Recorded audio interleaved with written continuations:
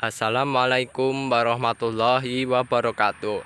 Pada pertemuan kali ini, kawan-kawan, kita sudah berada di lahan tanaman duri. Dan waktu ini adalah pada pukul 7 pagi ya kan, atau alias pagi hari, yang biasa kita lakukan proses pemanenan. Dan pemanenan ini hasilnya cukup luar biasa untuk hari ini, cukup banyak ya kan kawan. Meskipun tanaman durinya dipangkas, tanaman durinya diremajakan, akan tetapi hasil bunganya masih tetap produktif, masih menghasilkan bunga. Dan ini saya rasa adalah tanaman yang luar biasa sekali. Dan kawan-kawan, bunga turi itu saat ini kita masih memanen ya kawan-kawan setiap paginya. Padahal untuk tanaman turi yang kita tanam ini usianya kurang lebih ada 2 tahun lebih ya. Ini cukup luar biasa sekali. Dan ketika bunga turi itu terus kita panen ya, maka kawan-kawan alangkah baiknya juga merawat bunga turi itu, merawat tanaman turi ya. Jadi kalau tanaman turinya itu kita panen tiap hari ya, maka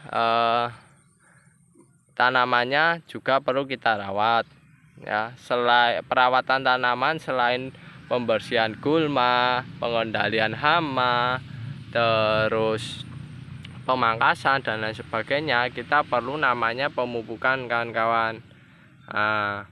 Pemupukan ini penting karena mengapa? Kalau tanaman duri kawan-kawan tidak dipupuk ya, alias cuma dipanen secara terus-menerus, kemungkinan besar produktivitasnya akan menurun dan lama-kelamaan akan tidak berbunga kembali.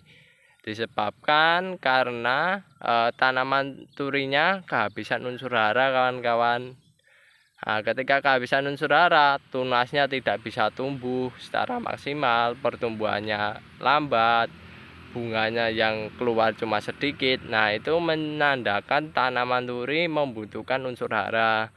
Dan unsur hara itu kita berikan dalam bentuk pupuk. Nah, pupuk ini ada dua kan kawan, ada pupuk kimia dan pupuk organik.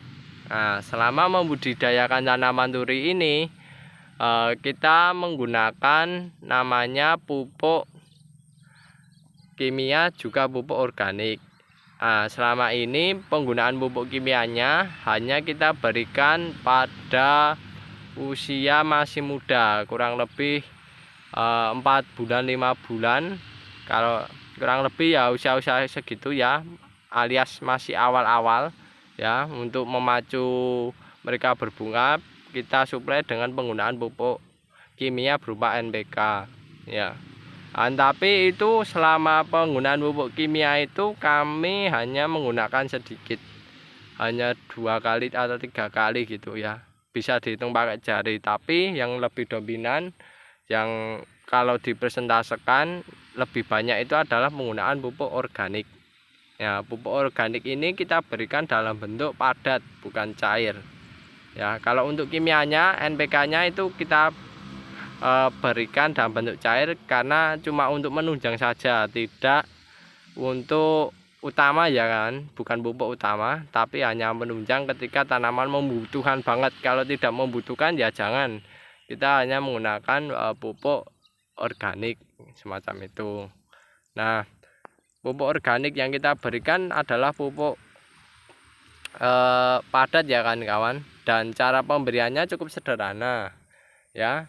Ini pemberiannya dengan cara kawan-kawan, yang pertama adalah membuat lubang kan kawan ya, membuat lubang ukuran 50 kali 30 atau 50 kali 50 ya, tidak masalah, yang jelas lubang. Dan lubangnya ini kami biasanya berada di antara tanaman satu dengan tanaman satunya. Tujuannya apa kan lubang ini? Tujuannya nantinya lubang ini digunakan sebagai wadah pupuk. Yang kedua, lubang ini ditaruh di tengah-tengah itu agar penyerapan antara satu dengan satunya bisa maksimal kan kawan ya. Jadi pupuk yang diserap itu bisa maksimal ya. Beda kalau pemupukannya hanya satu-satu ya kan kawan. Nah, dan di sisi lain dengan pemupukan maksimal ini maka pemberian pupuknya lebih efektif dan lebih efisien ya kan kawan pemberian pupuknya. Karena mengapa? Karena tenaga untuk melubangi cukup sedikit dan pemberiannya ya tinggal diberikan di lubang tersebut, tidak perlu kita banyak-banyak istilahnya diambilkan di bagian samping lain sebagainya, tidak perlu kan kawan. Itu hanya pada awal-awal, kalau sudah besar kayak gini di bagian sini saja sudah, saya rasa sudah luar biasa ya kan kawan, semacam itu. Nah, dan pupuk yang diberikan ini adalah pupuk kandang ya kan kawan, pupuk kandang yang dimana dicampurkan dengan tanah. Dan pupuk ini diberikan pada lubang tujuannya agar pupuk ini tidak kintir atau istilahnya apa, hanyut terbawa air jika musim penghujan kan semacam itu. Dan ini luar biasa sekali ya kan kawan. Dan oh ya kan kawan, jumlah pupuk yang diberikan sebenarnya di sini kami tidak pernah mengatakan jumlah pupuknya berapa kilo.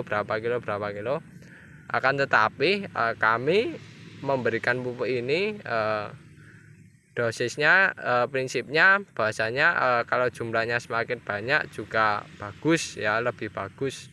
Karena ini tanamannya mohon maaf, karena ini pupuknya diserap oleh dua tanaman ya kan, semacam itu. Dan ini ya kan kawan, yang perlu diperhatikan dalam proses pemberian pupuk itu yaitu adalah ini kan kawan, yang paling utama adalah suhunya ya, suhu dan kondisi pupuknya. Pastikan pupuk yang diberikan ini adalah pupuk yang memiliki kondisi yang sudah lama disimpan, sehingga suhunya, kelembapannya dan lain sebagainya pada pupuk ini itu sudah normal, layaknya kayak tanah semacam itu. Dan ini pupuk, karena pupuk kambing ya kan kawan, lebih baik lagi kalau kan kawan memecahnya ya kan, dipecah. Akan tetapi kalau kami pupuk kambing ini kita berikan semacam ini karena kita istilahnya tidak punya alatnya dan tenaganya masih kurang ya kan untuk melakukan proses pemecahan ya. Tapi ini pupuknya sudah bagus, tidak panas dan tidak istilahnya tidak lembab ya. Karena kalau kan kawan menggunakan pupuk yang masih fresh, masih baru, itu kemungkinan penyakit, kemungkinan mikroorganisme yang dapat mengganggu pertumbuhan, mengganggu metabolisme tanaman itu ada ya kan, kemungkinan besarnya bisa menyerang tanaman sehingga tanaman yang kita tumbuhkan ini bisa terkena penyakit semacam itu kan. Penyakit nantinya bisa mengakibatkan layu bahkan kematian semacam itu. Dan ini kan kawan, lubangnya ini kedalamannya nggak usah dalam-dalam ya, nggak usah terlalu dalam. Karena kalau dalam-dalam nanti takutnya merusak akar bagian tanaman. Hanya saja kita, cuma berapa ini?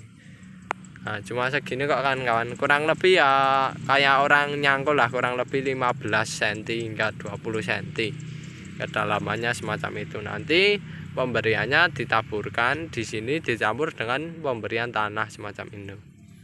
Dan ini pupuk kandang semacam ini ya kan kawan, ini awet ya kan, kalau untuk pupuk kandang serindil kayak gini itu lebih awet ya, karena ini pecahnya saja lama kan kawan, semacam itu kalau nggak dipecah. Tapi lebih baik yang menggunakan yang istilahnya gampang pecah, dan karena kondisi gampang pecah inilah yang menyebabkan unsur hara itu tersedia ya, lebih bagus untuk tanaman. Dan kawan-kawan, pemberian pupuknya ini kurang lebih kalau kawan istilahnya lebih baiknya ya kan kawan, itu kurang lebih 1 bulan sekali, dan dosisnya ya minimal ya 2 kilo. Tapi kalau lebih banyak lebih bagus, kalau punyanya sedikit ya pakai itu saja, punyanya yang sedikit itu tidak apa-apa, tidak masalah semacam itu. Dan sebelum pemberian pupuk semacam ini, kawan-kawan jangan lupa untuk lingkungan sekitarnya ya, sekitar tanaman itu dibersihkan ya dari rumputan. Karena kalau rumputannya pada tumbuh kawan-kawan, nanti biasanya yang lebih dominan adalah rumputnya, menyerap kotoran hewan ya, mohon maaf, menyerap pupuk kandangnya semacam itu.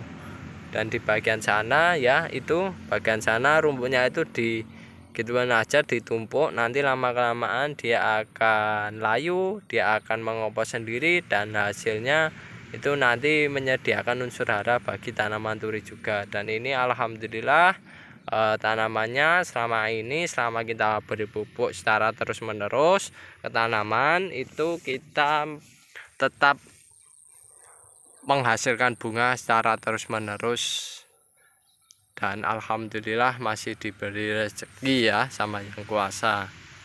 Oke kawan-kawan, itu dulu informasi yang bisa saya sampaikan.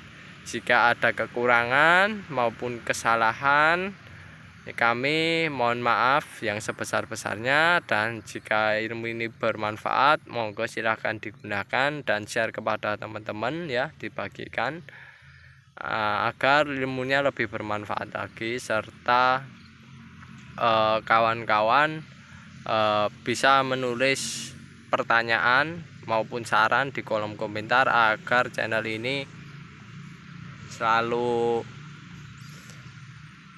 bisa berbenah untuk menjadi lebih baik.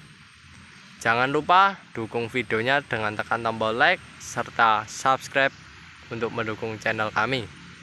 Sekian, wassalamualaikum warahmatullahi wabarakatuh.